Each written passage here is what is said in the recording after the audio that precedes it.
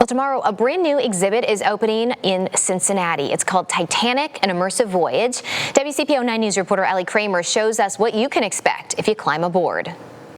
Inside the new Titanic, the immersive experience in downtown Cincinnati, where the first thing you'll do is you'll get a passenger card. And of course, I've chosen Edith Louise Rosenbaum. She was originally from Cincinnati, and she was actually in Paris working as a reporter on Easter Sunday fashions when she was making her way from the Cherbourg port all the way back to New York City. She was a first-class passenger, which is where she would have dined in this dining room, which is just, I mean, top of the line, everything just so pristine, so perfect.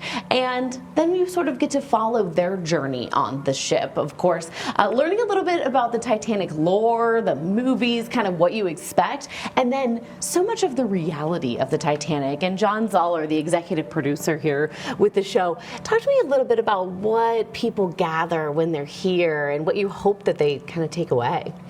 Well, hi, Allie. Welcome aboard the Titanic. So we've created an immersive experience that takes you from the very lore of Titanic that surrounds so many of our stories today. We all have a story about Titanic.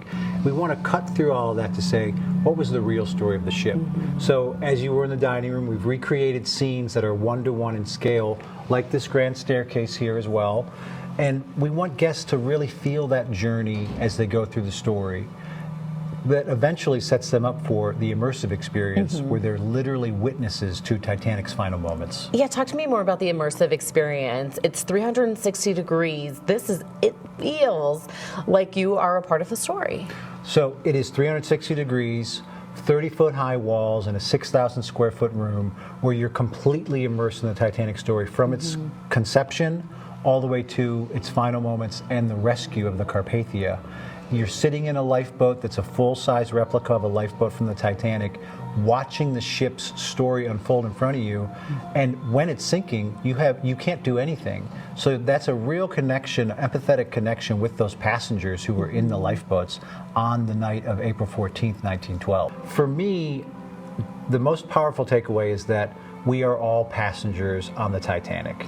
Every single one of us is somehow represented on the ship, and that's why this story continues to be so powerful for us over 100 years after its sinking. The exhibit opens tomorrow on Thursday and is hoping to run through the spring and maybe even into the summer. It has a wonderful location downtown on West 4th Street. You can find all of that information on WCPO.com.